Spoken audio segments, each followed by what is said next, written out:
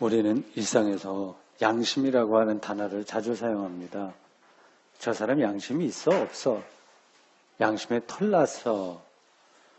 양심이 찔린다? 그런 말도 하고요. 심지어는 양심치과 이런 말도 있습니다. 양심이라고 하는 단어는 가장 간단한 사전적 의미로 사물의 가치를 혹은 사건, 사물의 가치를 변별하고 자기의 행위에 대하여 옳고 그름과 선과 악의 판단을 내리는 도덕적 의식, 이렇게 되어 있습니다. 의식, 도덕적 의식이라고 되어 있습니다. 쓰레기를 아무데나 버리면 양심이 없다, 도덕적 의식이 없다, 그거죠. 또는 반대로 통행량이 별로 없나 아주 심야 시간인데도 교통신호 이거를 정확하게 지키면 양심적인 운전자다, 그런 얘기를 합니다. 여기서 양심은 한 인간을 평가하는 중요한 척도로 이렇게 받아들여집니다. 저 사람 양심이 있는 사람 괜찮아, 양심이 없어 이상한 사람, 이렇게 봅니다. 한자로도 그 양심은 좋은 뜻이죠. 좋을 량자에 마음 심자를 씁니다. 여러분들 어떻게 생각하십니까? 이 양심이라고 하는 게 그렇게 우리가 마음대로 이렇게 좌지우지할 수 있는 것인가? 어떻게 생각하십니까? 옛날 사람에 비해서 오늘 현대인들의 양심이 더 있을까요? 아니면 옛날 사람들이 더 양심이 있을까요? 대한민국 사람들이 더 양심적일까요? 우리가 쉽게 말을 합니다만 북한 사람들이 더 양심적일까요? 일본 사람일까요? 미국 사람일까요? 기독교인들이 더 양심적일까요? 불교도인들이 더 양심적이겠습니까? 아니면 이슬람교도들이 더 양심적이겠습니까? 종교인들과 무종교인들 중에서 누가 더 양심적일까요? 이런 거 따지기 시작하면 좀 복잡해집니다. 많이 배운 사람들과 학식이 부족한 사람들 사이에서 어느 쪽이 더 양심적입니까? 그리고 우리는 지금 양심에 따라서 살고 있을까요? 아니면 양심과 전혀 상관없이 좀 다른 기준으로 양심을 제쳐놓고 다른 기준으로 살고 있을까요? 양심에 대해서 성경도 종종 얘기합니다. 여러 군데에서 얘기합니다. 로마서 2장 15절, 고린도전서 8장 7절, 고린도후서 1장 12절 등등입니다. 또 고린도후서 4장 2절도 있습니다. 이제 고린도후서 4장 2절만 읽어보면 이렇습니다. 이에 숨은 부끄러움에 잃어버리고 속임으로 행하지 아니하며 하나님의 말씀을 혼잡하게 하지 아니하고 오직 진리를 나타내므로 하나님 앞에서 각 사람의 양심에 따라서 하나님 앞에서 각 사람의 양심에 대하여 스스로 추천하노라. 대충 이렇게 우리가 듣긴 합니다만 무슨 뜻인지 손에 잡히지 않을 수도 있습니다. 양심이 이렇게 간단한 문제가 아니기 때문입니다. 오늘 설교 본문인 베드로 전서 3장 21절도 양심을 언급합니다. 다른 어떤 앞에서 제가 인용한 한 군데만 인용했지만 몇 구절을 말씀드렸는데 그 어떤 데보다도 이 베드로전서 3장 21절에서 이 양심의 의미가 아주 기독교적인 양심의 의미가 아주 도드라집니다. 세례를 말하는 대목이에요. 세례를 말하면서 이 양심을 언급합니다. 세례는 곧 이렇다고 합니다. 하나님을 향한 선한 양심의 강구입니다. 이 번역이기 때문에 원래 헬라어 뜻이 어떤 건지 정확하게 잡히지 않긴 합니다만 대충 맞긴 합니다. 하나님에게 선한 양심을 강구하는 것, 이게 세례다 얘기한 거예요. 이런 식으로 세례를 표현한 본문은 신약 성경에서 여기가 유일합니다. 우리가 일반적으로 알고 있는 세례는 이런 식이 아니죠. 그리스도와 함께 죽고 함께 산다는 종교의식, 이게 세례입니다. 그래서 세례를 받으면 죄와 죽음에서 벗어나서 구원의 삶을 살기 시작한다. 그런 뜻입니다. 종교적인 우리가 일반적으로 알고 있는 세례의 의미는 그와 같습니다. 그런데 본문에서는 이거하고 달리 선한 양심을 강구하는 거, 이게 세례다, 이렇게 말하고 있습니다. 이렇게 베드로가 정확하게는 베드로의 영향을 받은 제3자인데 베드로 신학이 영성이 여기 담겨 있어서 베드로 전서 후서 이렇게 얘기합니다. 근데 베드로가 이 저자라고 생각해도 크게 틀리진 않습니다. 이 베드로가 여기서 이 세대를 가리켜서 선한 양심의 강구, 제가 오늘 그걸 설명해야 되는 거예요. 선한 양심의 강구라고 개념 규정한 이유는 당시에 세례를 오해한 사람들이 있기 때문입니다. 일단 베드로전서 3장 21절 전체를 읽어볼 테니까 들어보십시오. 경청해 보십시오.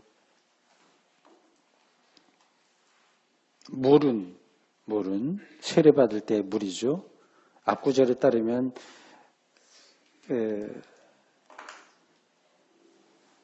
구약에 노아 홍수 때 있던 그 물입니다. 노아 홍수의 그 물에서 건짐받았다고 하는 게 이제 상징적으로 기독교의 세례다 그런 뜻으로 지금 설명하고 있습니다. 물은 예수 그리스도께서 부활하심으로써 말미암아 이제 너희를 구원하는 편이, 부활하심으로는 원래 원어에는 맨 그 구절에 뒤로 가 있는데 이 번역상 우리말로 이 앞에 붙였어요. 다시 읽겠습니다. 물은 예수 그리스도께서 부활하심으로 말미암아 이제 너희를 구원하는 편이 사인이죠. 편이 곧 세례라. 이는 육체의 더러운 것을 제하여 버림이 아니요. 세례가 이게 아니요라고 한번 얘기했고요. 하나님을 향한 선한 양심의 강구다 이렇게 했습니다. 여기서 여기서 세례를 두 가지로 표현했습니다. 하나는 포지티브하게, 네거티브하게 한 거고 앞에서는 두 번째는 포지티브하게 표현했습니다. 이 부정의 방식으로 표현된 것이 바로 세례에 대한 오해입니다. 지금도 아마 그렇게 오해하고 있는 사람들이 많이 있을 겁니다. 이렇게 표현되어 있습니다. 세례는 육체의 더러운 것을 제하여 버리는 것이 아니라고 했습니다. 우리는 마치 그렇게 하는 거지. 근데 그게 아니라고 그랬어요. 이상하죠. 그래서 육체의 더러운 것은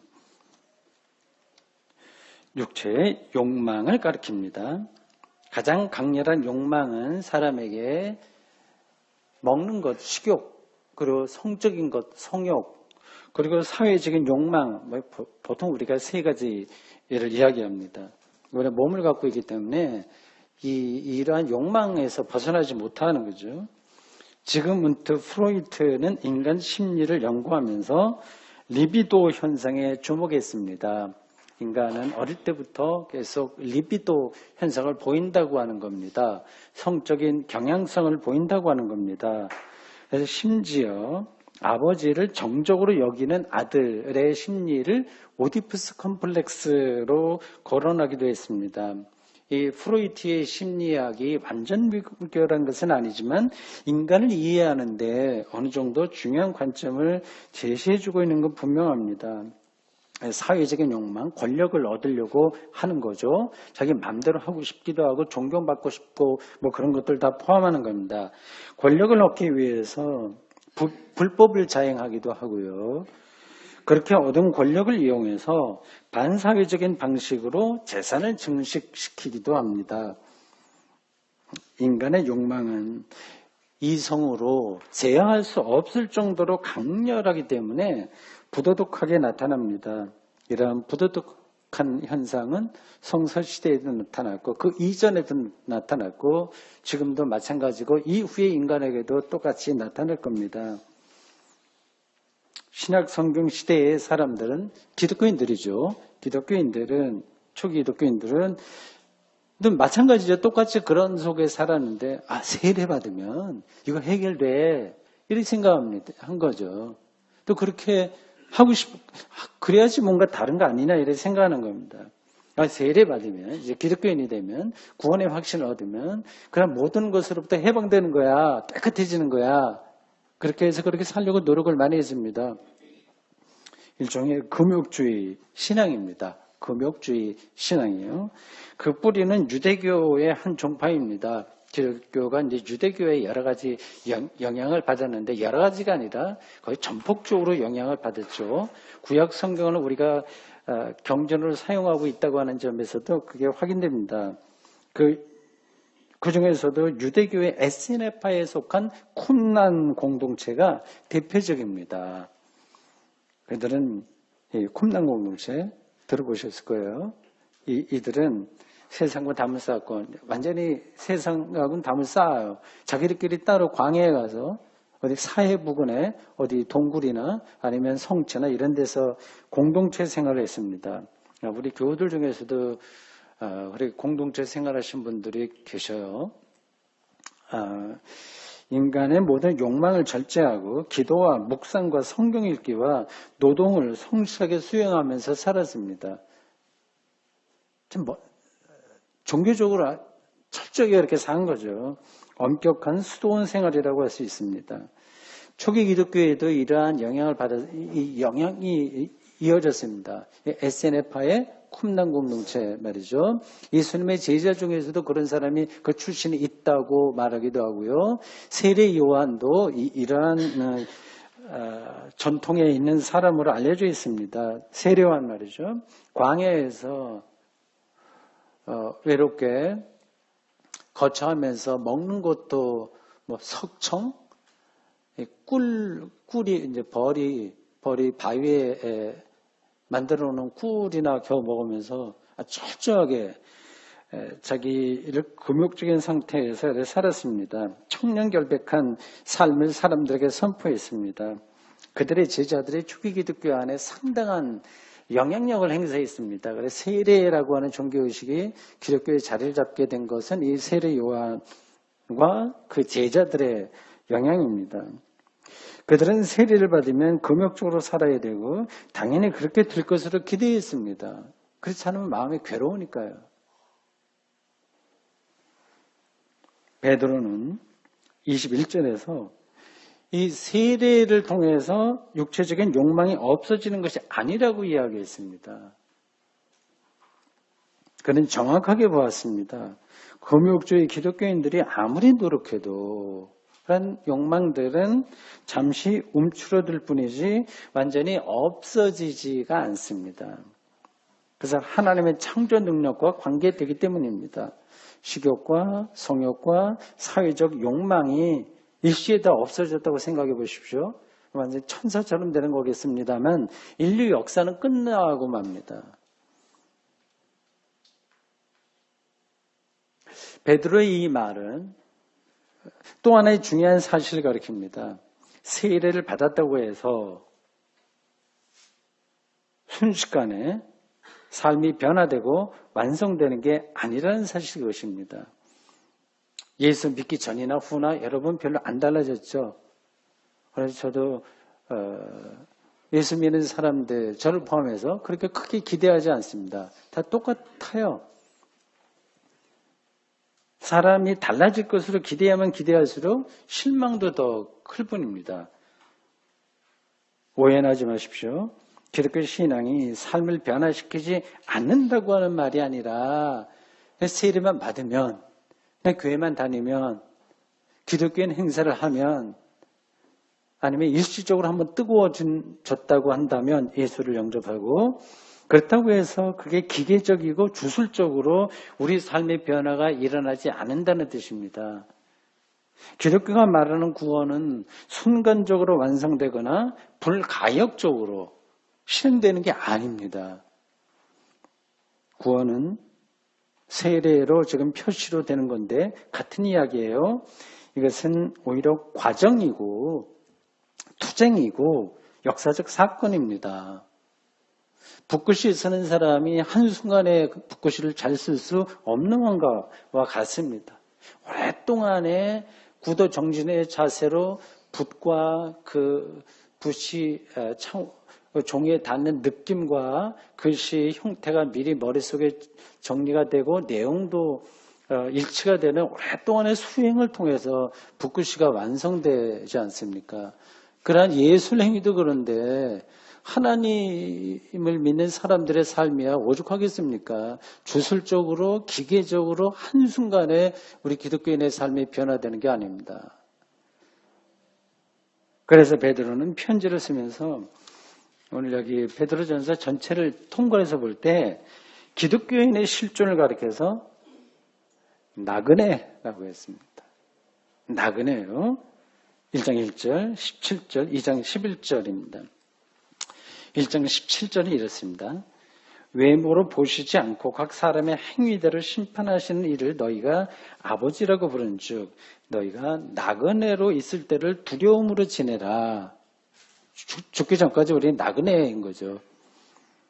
나그네로서의 실존은 부단한 도전입니다. 언제 무슨 일이 일어날지 아무리 자신이 조심한다고 하더라도 모릅니다. 우리의 신앙이 어느 순간에 저 나락으로 떨어질지도 아무도 모릅니다.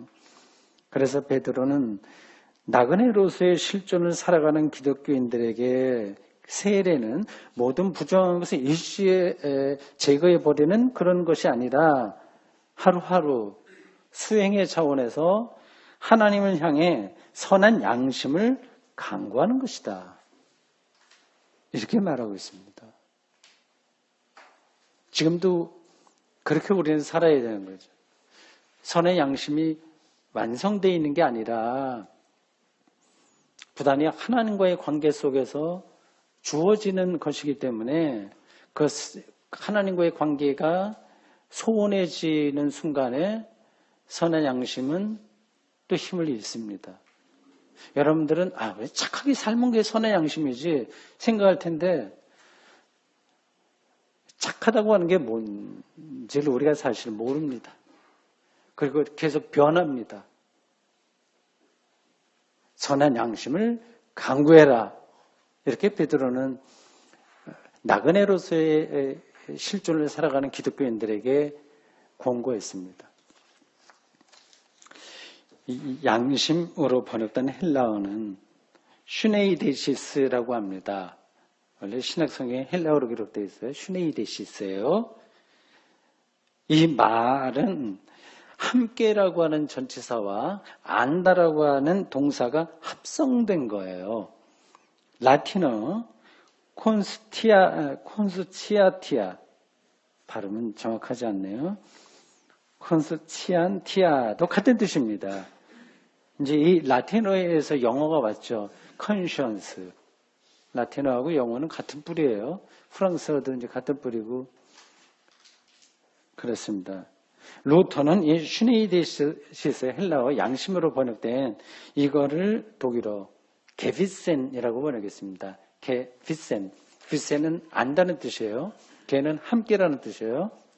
함께 안다는 겁니다. 그러니까 무엇이 옳고 그른지를 나 혼자 독단적으로가 아니라 함께 아는 거죠. 아는 것. 양심은 아는 데서 오는 거예요. 근데 아는 게 간단하지 않죠? 그러니까 이성, 아는 건 이성의 작용이니까 옳고 그른 걸 아는 건 하여튼 판단하는 건 이성이죠. 이성이 아직 발달하지 못한 아기들에게는 양심이 해당되지 않습니다.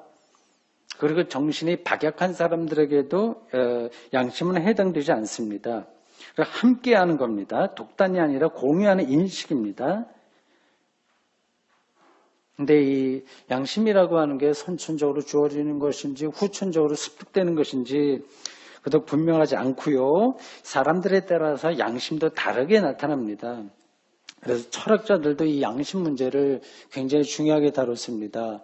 칸트나 헤겔 이런 사람들의 책에도 이 게비센 이 단어가 중요하게 다뤄지고 있습니다. 헤겔은 이 양심을 세 가지로 설명했습니다. 하나는 자기와 함께하는 것. 그냥 정보로서 따로 얻어들은 게 아니라 자기 안에서 설득되는 것. 둘째, 타자와 함께하는 것.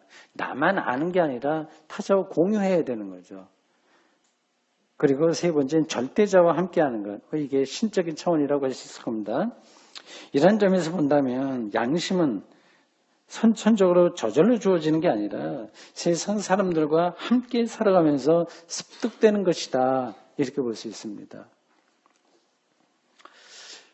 베드로는 이 양심 앞에 형용사를 붙였어요. 선한 양심을 강구해라. 파격적인 발언입니다. 양심이 무조건 좋은 것만 아니라는 뜻입니다. 우리가 살아가면서 많이 경험해요. 다들 자기 양심대로 산다고 하지 않습니까? 굉장히 폭력적인 양심도 많아요. 자신의 양심을 무조건 믿을 수도 없습니다. 부지불식간에 악한 양심에 물들 수도 있습니다. 실제 우리가 살아가면서도 이게 정말 바른 양심인지 분간하기 힘든 경우가 많습니다. 한 가지만 예를 들자면 양심적 군대 거부자들이 있죠. 양심적으로 군대 거부하고 다른 일 하겠다고 하는 사람들 말입니다. 자신들의 종교적 양심, 종교나 양심에 따라서 거부하는 사람들의 그 양심은 옳은 걸까요? 아닌 걸까요? 그들을 재판하는 판사들의 양심은 정말 옳은 것일까요? 아닐까요? 명절 증후군이라는 말을 들어보셨을 겁니다. 며느리들이 이제 이 명절 때 시댁에 가서 스트레스를 많이 받는다고 하네요. 그런 스트레스 전혀 없이 사는 사람을 제가 알고 있긴 합니다. 힘들어도 시댁에 가서 명절을 보내면 그러면 양심적인 사람이고 다 포기하면 양심이 없는 사람이라고 하기는 어렵습니다. 자신의 양심에 따라서 행동했지만 그것이 다른 사람들을 불편하게 할 수도 있고 더 나아가서는 다른 사람들과 사회를 파괴할 수도 있습니다. 도스토옙스키의 그 죄와 벌이라고 하는 그 소설이 그걸 극단적으로 표현하고 있습니다. 가난한 대학생인 라스콜리니코프는 고리대금업자를 죽입니다. 자기의 양심의 확신을 갖고 하는 거죠. 저 해충과 같은 노파는 없어지는 게 낫지. 그리고 자기의 등록금 때문에 원하지 않는 남자와 결혼하려고 하는 여동생을 보니 이건 이 사회는 이렇게 있으면 안 돼. 그래서 죽이고 돈을 강탈하고 하지만 그 돈도 바르게 쓰지 못하고 굉장히 힘들어합니다. 그러다가 창녀인 소냐를 만나서 자기 양심이 아주 근본적으로 흔들리는 것을 경험합니다. 그래서 소냐의 이 발에 입을 맞추면서 자기 마음을 다 속에 있는 것들을 말하자 소냐가 라스콜리니코프에게 이렇게 말합니다. 나한테만 그러지 말고 광장에 나와서 이 땅에 입을 맞추고 사람들에게 나는 살인자입니다 하고 외치라. 그러면 하나님께서 생명을 주실 거라고 합니다. 우리는 선한 양심과 그렇지 못한 양심 사이를 오가면서 사실은 삽니다. 그러니까 우리 자신의 양심도 그렇게 믿을 게 못 됩니다. 확실하게 자기 믿고 있지만 아닐 수도 있습니다. 어렸을 때는 양심적인 거라고 생각했지만 나이가 들어서 그렇지 못하다는 것을 깨달을 때도 있고요. 거꾸로 될 때도 있습니다. 그러니까 어릴 때 아버지나 어머니가 너 어느 친구 만나지 마. 그건 나쁜 친구야. 근데 얘는 만나고 싶거든요. 만나면 양심이 좀 걸음직하잖아요. 근데 그게 잘못된 양심이었던 거죠. 그래서 베드로는 선한 양심을 하나님께 구해야 된다고 얘기하는 겁니다. 그 양심 문제를 아주 엄중하게 보고 있는 거예요. 저 사람 좀 착해? 도덕적이 아니야? 이 차원이 아니라 더 원천적으로 이 양심의 문제를 끌고 들어가고 있습니다. 세상 윤리 교사들은 양심을 일반적으로는 계몽과 관계시킵니다. 이 사람 잘 가르쳐, 계몽시켜. 그러면 좋은 사람 돼. 양심적인 사람이 돼. 라고 하는 겁니다. 남의 거 훔치지 말아야 돼. 약한 사람 있으면은 뭐 돕도록 해야 돼. 선생들이 다 이제 그런 일들을 하죠. 부모들도 자식들에게 그렇게 교육시키고 계몽시킵니다. 그러면 사람들이 양심적으로 살아갈 수 있을 거라고 기대합니다. 근데 사실은 그렇지 못하죠. 성경은 이와 달리 이 믿음이 하나님의 선물인 것처럼 이 양심도 하나님의 선물로 봅니다. 그래서 베드로는 선한 양심 문제를 21절에서 그것만 따로 이야기하는 게 아니라 예수의 부활, 구원, 세례와 연결해서 언급한 다음에 이어지는 21절에서 예수 그리스도가 누구인지를 찬송가의 노랫말로 묘사합니다. 예수 그리스도는 하늘에 오르시어 하나님 우편에 앉아 계시며 천사와 권세와 능력이 예수 그리스도에게 복종한다고 했습니다. 좀 복잡한 이야기이고 이렇게 저렇게 서로 얽혀져 있는 구절이에요. 무슨 말이냐면 다음입니다. 우리가 선한 양심을 강구해야 될 그 대상, 강구해야 될 그 대상인 하나님이 하시는 일, 하나님이 누구냐? 하나님의 구원 행위에 대해서 영혼의 문을 열어야 된다는 뜻입니다. 그게 가까이 가야 된다는 뜻입니다. 그럴 때 하나님이 선한 양심을 주십니다. 오늘 베드로의 권면에 따라서 보는 그런 말씀입니다. 그래서 성경은 끊임없이 하나님에 대해서 말하고 있습니다. 그 선한 양심이고 뭐고 그런 거 살아가는데 참 불편하더라. 먹고 사는 데만 신경을 써도 힘든데 양심이고 뭐고 그런 거 난 관심 없다. 그래서 생각하는 사람들도 있습니다. 또는 하나님께 그거를 강구해. 내가 잘 생각하고 내 양심껏 살면 되지. 이런 생각들도 합니다. 그런 식으로 생각한다면 하나님을 믿을 필요도 없죠. 그냥 적당하게 착하게 자기가 생각하는 수준에서 착하게 그렇게 살면 됩니다. 정의와 평화를 추구할 필요도 없습니다. 세상과 대충 타협하면서 살면 그만입니다. 그것도 하나의 인생이에요. 어떻게 하겠습니까? 초기 기독교인들은 달랐습니다. 당시 로마 체제와 적당히 타협하면서 살지 않았습니다. 신앙 안에서 어떻게 사는 것이 기독교인의 삶인지에 대해서 줄기차게 고민하고 투쟁하고 인내했습니다. 그런 역사를 우리는 신약 성경에서 확인할 수 있습니다. 좀 더 근원적으로 보면 예수님의 운명에서 우리는 그것을 알 수 있습니다. 예수님이 당시 유대교 주류 세력과 적당하게 타협을 했다면 저는 당연히 그렇게 했을 거예요. 십자가 죽음을 면할 수 있었습니다. 그리고 더 오래 살아서 하나님의 나라를 더 많이 확장시킬 수도 있었습니다.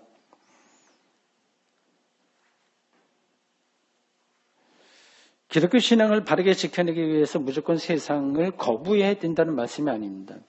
하나님을 알고 느끼고 경험했기 때문에 하나님의 뜻대로 살기 위해서 하나님에게서만 가능한 선한 양심을 강구하지 않을 수 없다는 뜻입니다. 오늘 그래서 베드로가 그 세례를 얘기하면서 선한 양심을 말한 겁니다. 자, 마지막 질문입니다. 우리가 하나님께 선한 양심을 구하면 결국 우리가 선한 양심을 소유하게 될까요? 그래서 세상에서 우리가 아무런 양심의 가치가 받지 않고 언제나 떳떳하게 아주 마음이 평화롭게 살아갈 수 있을까요? 그렇지 않다는 건 여러분들이 이미 다 알고 있을 겁니다. 그리고 우리가 인정할 수밖에 없듯이 예수 믿는 사람이라고 해서 세상 사람들보다 더 양심적이지도 않습니다. 참 곤란합니다. 참 이 딜레마이기도 합니다. 참 왜 우리가 그럴까? 기독교가 왜 이렇게 속된 표현으로 개독교라고 하는 말을 듣게 되나? 참 그렇다면 기독교 신앙이라고 하는 것이 우리들에게 무슨 의미가 있나 생각을 하게 됩니다. 저는 앞에서 양심을 가리켜 헬라어 슈네이데시스라고 말씀드렸고 그것은 함께 아는 것, 그러니까 함께 알아가는 과정이라고 설명했습니다. 양심대로 살기에 힘든 이유가 아주 좀 더 불가능한 이유가 여기 있습니다. 사람들끼리 함께하는 것은 정말 어렵습니다. 작은 예를 하나 들겠습니다. 저는 설날에 처갓집에서 식사 기도를 했습니다. 제 동서도 목사하고 저도 목사이기 때문에 번갈아 가면서 보통 이렇게 합니다. 근데 기도할 때 이제 주신 거 감사하다 뭐 이런저런 얘기도 하고 모인 사람 가족들 있으니까 그것 좀 하지 않습니까? 그리고 장인 장모님 나이 많이 드신 그분을 위해서 또 기도하지 않습니까? 그래서 기도하는 중에 노종을 하나님께서 몸과 마음 건강하게 해주시고 뭐 그렇게 기도를 했습니다. 근데 다 이제 끝나고 이제 집으로 돌아오는 중에 차 안에서 집사람이 크게 나한테 핀잔을 줬습니다. 왜 기도할 때 왜 어머니 아버지에 대해서 높임말로 어머니 아버지 하지 않고 노종이 뭐냐 낮췄다 이렇게 얘기를 하더라고요. 그게요. 저는 이제 신학적인 양심으로 기도한다고 하는 것은 다 하나님 앞에 있는 건데 내가 어떤 사람을 높여서 그렇게 호칭할 수 내 입에서 그게 나오지가 않아요. 어느 집에 가서 기도할 때도 뭐 옛날에 젊었을 때 장로님 댁에 가서 기도할 때도 뭐 장로님 가정이 어떻고 이런 얘기 하지 않았습니다.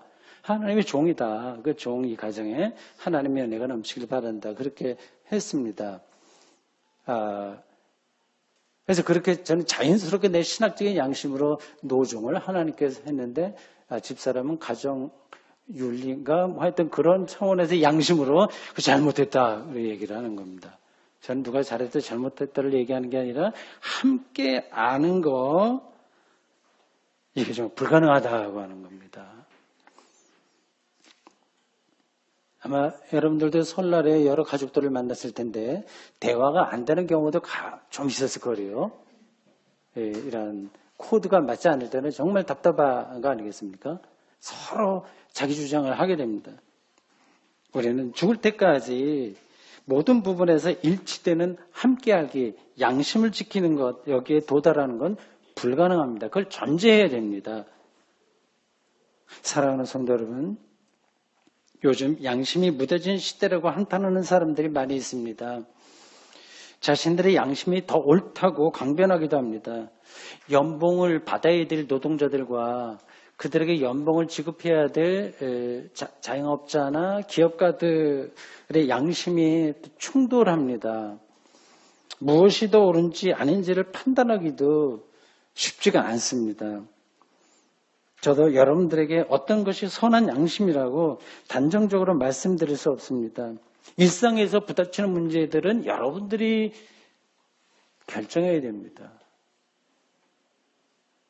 다만 한 가지만은 분명하게 말씀드릴 수 있습니다.